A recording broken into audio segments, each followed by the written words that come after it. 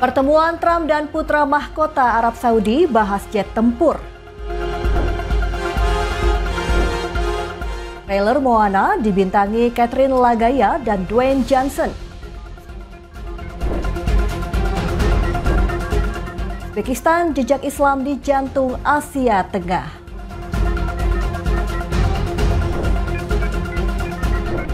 Halo pemirsa setia Berita Nasional TV, sedang sekali Mata Dunia kembali menyapa Anda. Mata Dunia, program yang menyajikan informasi dan berita dari berbagai belahan dunia. Bersama saya, Restu Landari.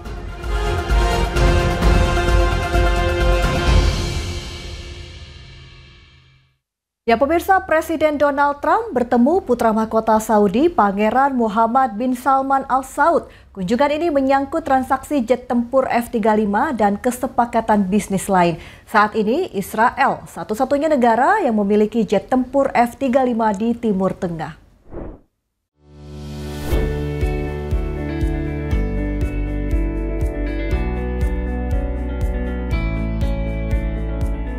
Presiden Amerika Serikat Donald Trump bertemu putra mahkota Saudi Pangeran Muhammad bin Salman Al Saud atau MBS. Di sini Trump menggelar karpet merah memberikan dukungan kepada Saudi. Kunjungan MBS diyakini bisa memberikan dukungan penuh penjualan jet tempur F-35 dan sejumlah kesepakatan bisnis lainnya. Melansir Reuters, Rabu 19 November 2025, Trump berharap bisa meraup untung dari janji investasi Saudi senilai 600 miliar dolar Amerika atau sekitar 10.020 triliun rupiah. Pejabat senior Gedung Putih mengungkapkan kesepakatan Amerika dan Saudi di bidang teknologi, manufaktur, pertahanan, dan lainnya diperkirakan akan tercapai dalam kunjungan ini. Jika terjadi kesepakatan, ini akan menjadi penjualan jet tempur pertama Amerika ke Saudi dan menandai perubahan kebijakan. Kesepakatan ini bisa mengubah keseimbangan militer di Timur Tengah. Hingga saat ini, Israel merupakan satu-satunya negara di Timur Tengah yang memiliki jet tempur F-35.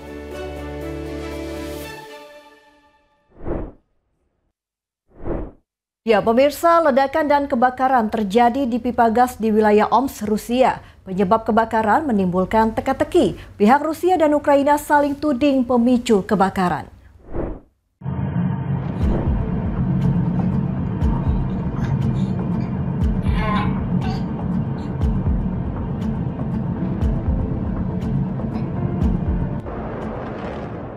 Kebakaran terjadi di pipa gas di wilayah OMSK Rusia pada Selasa dini hari 18 November 2025 waktu setempat. Kebakaran ini menyisakan teka-teki mengenai penyebab pasti kebakaran. Pihak berwenang Rusia menyalahkan pekerjaan perbaikan yang ceroboh. Sementara media Ukraina menuding ada serangan drone rahasia dilancarkan Kiev. Berdasarkan laporan kantor berita Anadolu, Dinas Keamanan Federal Rusia atau FSB di OMSK melaporkan insiden tersebut terjadi di dekat desa Rostovka. Menurut FSB, pipa gas mengarah ke stasiun distribusi gas di OMSK mengalami keretakan kemudian memicu kebakaran. Pihak Rusia secara tegas menyatakan insiden ini disebabkan pengerjaan perbaikan yang dilakukan di bagian pipa yang berada di atas tanah.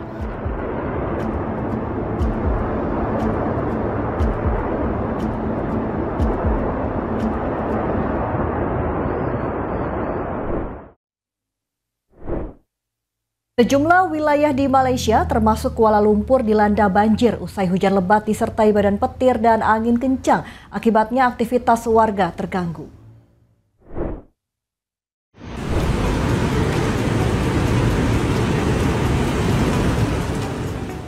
Hujan deras disertai angin kencang dan badai melanda sejumlah wilayah di Malaysia termasuk Kuala Lumpur pada Senin sore 17 November 2025. Akibatnya aktivitas sebagian jalan utama ibu kota Malaysia terganggu lantaran jalanan tergenang banjir.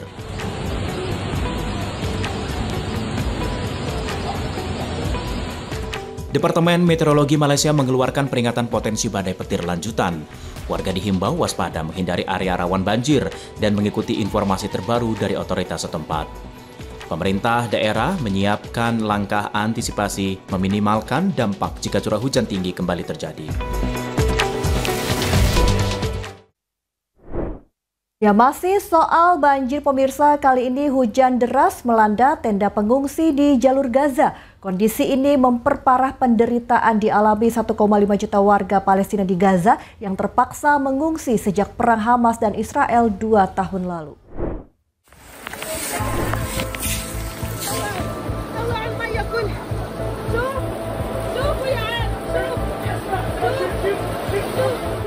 Hujan deras melanda jalur Gaza membanjiri ribuan tenda pengungsi menyebabkan pakaian tempat tidur serta harta benda tersisa basah kuyup pada Jumat 14 November 2025.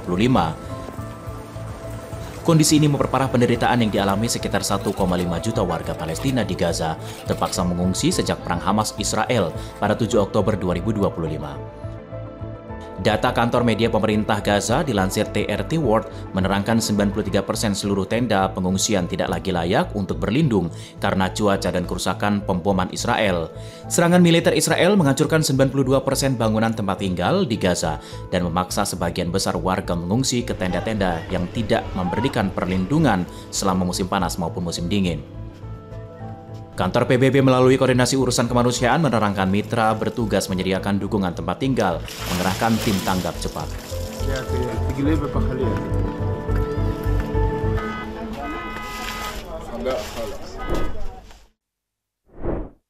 Ya pemirsa, tetaplah bersama kami di Mata Dunia karena masih ada informasi menarik lainnya. Jangan kemana-mana.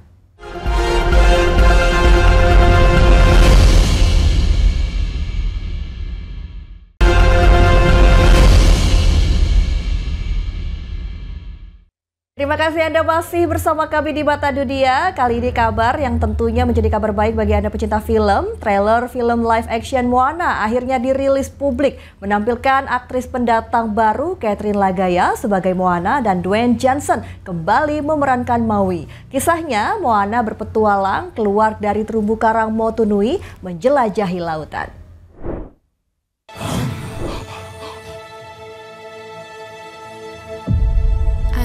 Girl who loves my island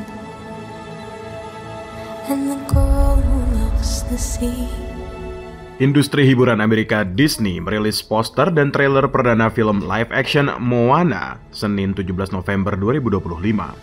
Film yang mengisahkan petualangan ikonik sebelumnya populer melalui versi animasi musikal pada 2016. Trailer berdurasi 59 detik menampilkan sosok Moana muda menyajikan lagu How Far I'll Go, disusul tampilan panorama Pulau Motunui yang hangat dan penuh semangat.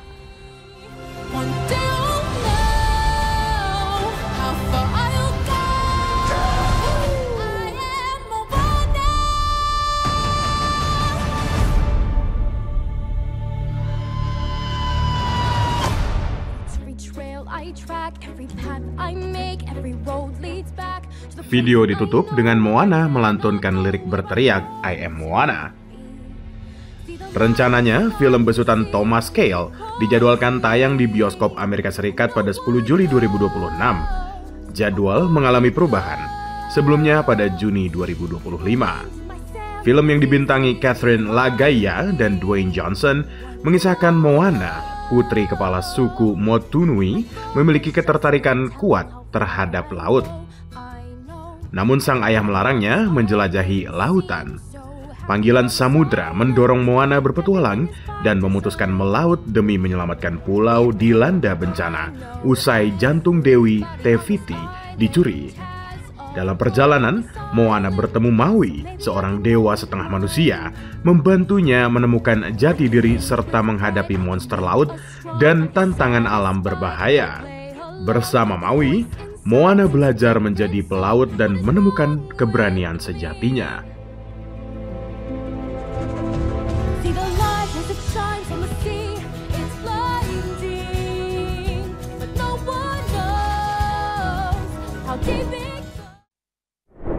Kali ini kita ke rekor dunia pemirsa. Penyelam bebas mencetak rekor dunia melampaui batas kemampuan manusia umumnya.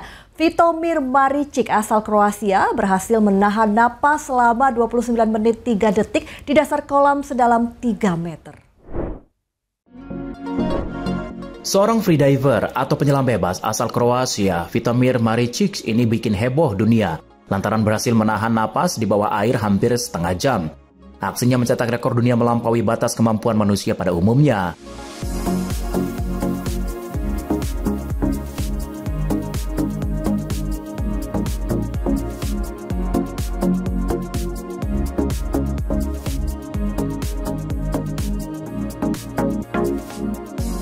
Dikutip dari Audite Sentral, prestasi ini memecahkan rekor dunia sebelumnya dengan selisih 5 menit lebih cepat. Umumnya, orang hanya bisa menahan napas beberapa detik hingga 2 menit. Namun dengan latihan khusus, sebagian orang mampu melakukan jauh lebih lama hingga terlihat seperti manusia super, dikenal freediver. Para freediver bisa melakukan hal-hal ekstrim dianggap mustahil. Selain pernafasan diafragma dan olahraga kardiovaskular, kebanyakan freediver mengandalkan meditasi menjaga disiplin mental. Kita beralih ke Malaysia, pemirsa. Atap di Terminal 1 Bandara Internasional Kuala Lumpur bocor usai badai petir melanda wilayah tersebut. Dalam waktu 90 menit kondisi kembali normal. Insiden ini jadi gunjingan warganet.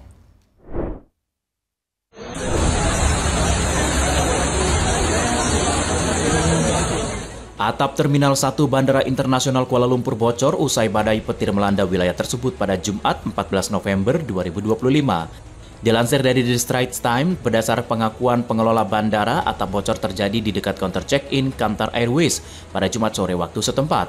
Pihak bandara mengerahkan tim teknik, operasional, dan keamanan untuk menanganinya. Pihak KLIA mengklaim kebocoran air disebabkan kelalaian prosedural kontraktor selama pekerjaan restorasi atap. Saat kejadian sedang pemeliharaan waterproofing dan drainase. Dalam kurun waktu 90 menit, tim tanggap darurat mengendalikan situasi kembali normal. Insiden ini menjadi bahan ledekan di media sosial. Menurut netizen, kebocoran terjadi bukan sekedar tetesan air, tetapi sampai mengalir deras bak air terjun dari langit.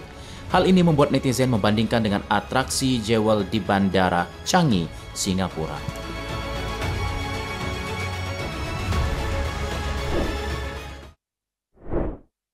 Ya, buat Anda yang mungkin malas olahraga, berita ini pasti menarik nih. Karena ada tren baru merebak di media sosial. Immersive Interactive Warm-Up disebut-sebut sebagai cara bergerak paling seru saat ini. Bayangkan, cuma nonton video di YouTube, tapi Anda bisa ikut gerak, tertawa, dan terbukti ketagihan seperti sedang main game arcade.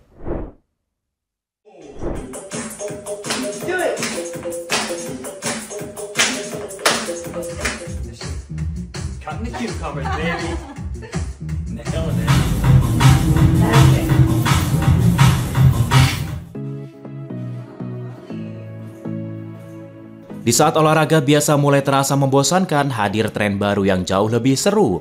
Di media sosial, tren ini melejit karena bisa dilakukan di rumah tanpa peralatan apapun. Inilah Immersive Interactive Warm-Up, di mana pengguna cukup mengikuti visual gerak cepat di layar, mulai dari menari, memukul target imajiner, hingga dodging sesuai irama. Tren ini viral di berbagai negara termasuk Indonesia. Meski bukan olahraga resmi, tren ini membuat banyak orang ketagihan karena rasanya benar-benar seperti main arcade di time zone. Video bergaya game populer seperti Beat Saber, Oshape, dan Power Beats VR banyak diadaptasi kreator di YouTube sehingga bisa dilakukan tanpa headset VR, cukup mengikuti arah panah, blok, atau ritme di layar. 4, 3, 2, 1.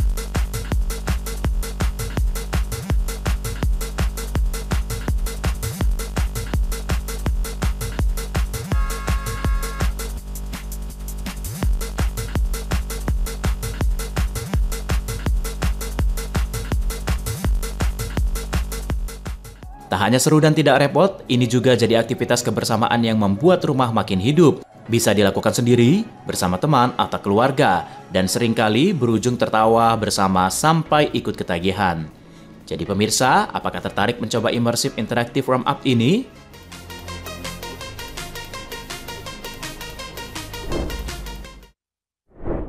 Pemirsa, tetaplah bersama kami karena usai jeda Mata Dunia akan mengajak Anda untuk melihat indahnya Uzbekistan.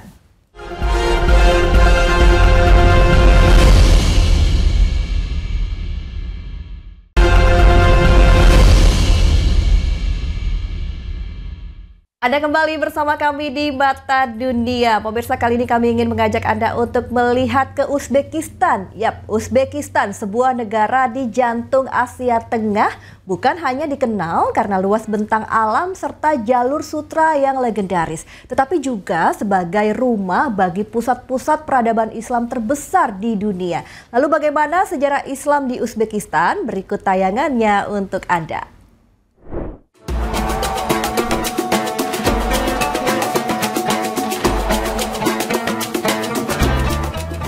Selamat datang di Uzbekistan. Terletak di kawasan Asia Tengah tanpa akses laut, tetapi memiliki dua sungai besar, yaitu Amudarya dan Sirdarya, yang sejak ribuan tahun lalu menjadi nadi peradaban dan perdagangan. Di tanah inilah, pada masa kekhalifahan dan dinasti-dinasti Islam, lahir kota-kota menjadi pusat ilmu, perniagaan, dan spiritualitas.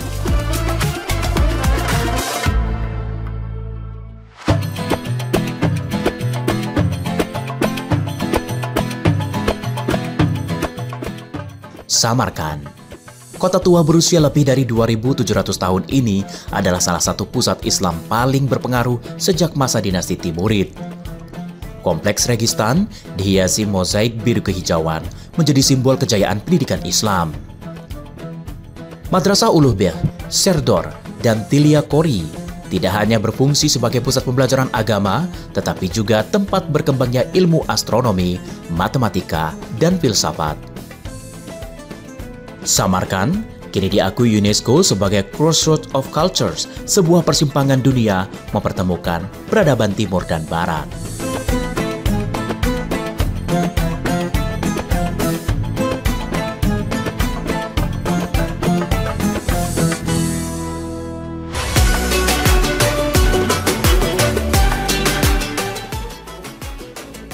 Dari Samarkand yang megah, perjalanan budaya dan keilmuan Islam berlanjut menuju kota yang dikenal sebagai Museum Hidup Asia Tengah, Bukhara.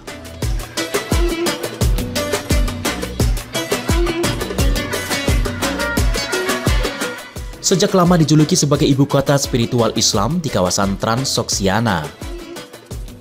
Disinilah puluhan madrasah berdiri kokoh, termasuk Mir-i Arab, menjadi pusat pendidikan ulama dan ahli fikih. Makam Ismail Samani adalah salah satu bangunan tertua berarsitektur Islam di Asia Tengah, menjadi bukti kehalusan seni bangunan pada abad ke-10. Bukhara tidak hanya kota ilmu, tetapi juga kota dagang. Lorong-lorong pasar tua, kubah-kubah bazar, serta kompleks masjid dan menara kalian menunjukkan bagaimana agama, ilmu, dan ekonomi pernah menyatu sebagai denyut kehidupan masyarakat.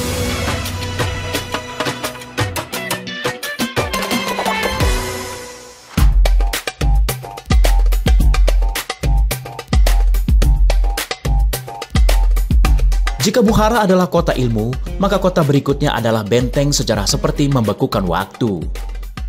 Di sisi barat Uzbekistan berdiri Khiva.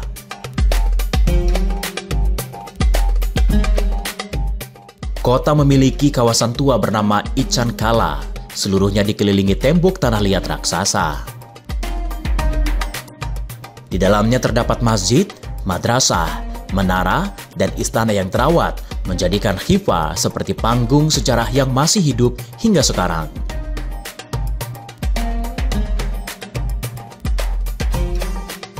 Di masa lalu, Khiva adalah persinggahan para musafir dan sarjana yang melintasi jalur perdagangan dari Persia menuju Asia Tengah. Struktur arsitektur Islamnya menghadirkan nuansa tradisional sangat otentik seperti minaret, kalta minor, tak pernah selesai dibangun, namun justru menjadi ikon kota.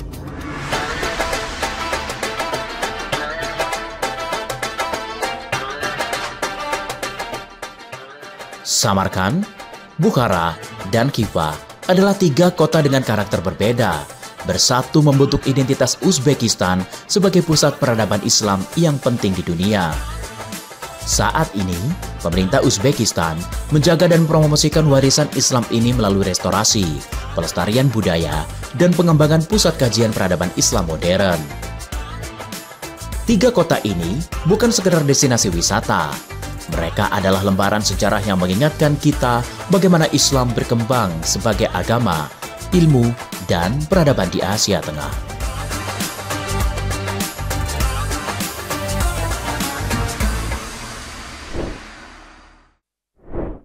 Dari Uzbekistan kita ke Mongolia. Mongolia, negeri di jantung Asia, dikenal sebagai tanah padang rumput luas, gurun gobi yang eksotis, serta warisan besar dari Genghis Khan. Namun di balik landscape dan kebudayaannya, Mongolia juga menyimpan kisah sejarah panjang terkait peradaban dunia, termasuk dunia Islam. Dan seperti apa keindahan Mongolia? Berikut tayangannya juga untuk Anda.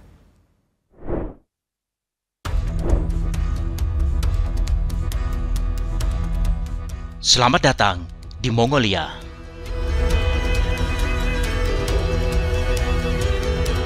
Sonjin Boldog, sekitar 50 km dari ibu kota Ulaanbaatar, berdiri megah patung berkuda Genghis Khan setinggi 40 meter.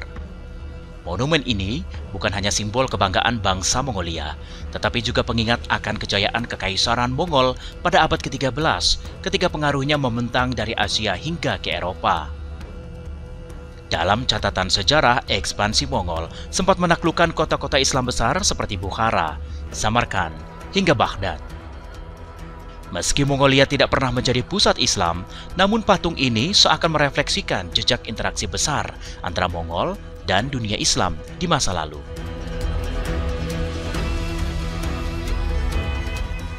Bergeser ke Lembah Orkhon, situs warisan dunia UNESCO menyimpan peninggalan sejak abad ke-6. Disinilah dahulu berdiri ibu kota Kekaisaran Mongol, Karakorum.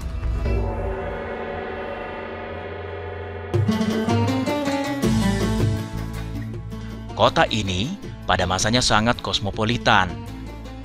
Di sini terdapat kuil Buddha, gereja Kristen, hingga sebuah masjid. Walaupun Islam tidak berkembang pesat di lembah ini, catatan kehadiran pedagang dan ulama muslim di Karakorum menunjukkan betapa terbukanya Mongolia terhadap berbagai peradaban.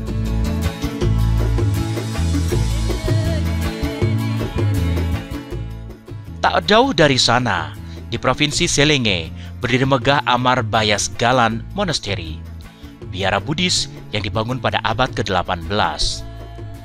Arsitektur indah bercorak Tibet dan Manchu ini menjadi saksi perkembangan Buddhisme di Mongolia. Meski tidak berhubungan langsung dengan Islam, namun biara ini memperlihatkan percampuran budaya yang selalu mewarnai sejarah Mongolia.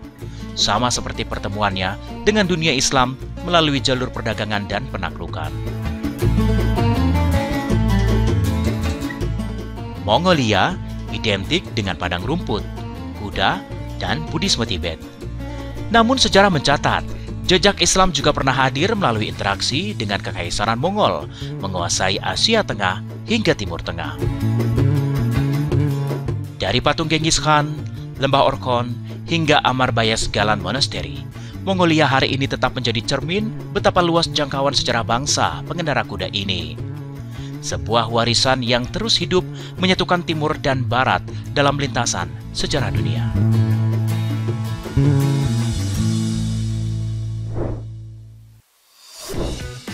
Ya, informasi tadi sekaligus menutup perjumpaan kita di Mata Dunia kali ini. Jangan lupa saksikan terus Mata Dunia hanya di Berita Nasional TV. Saya Restu Ladari, sampai jumpa.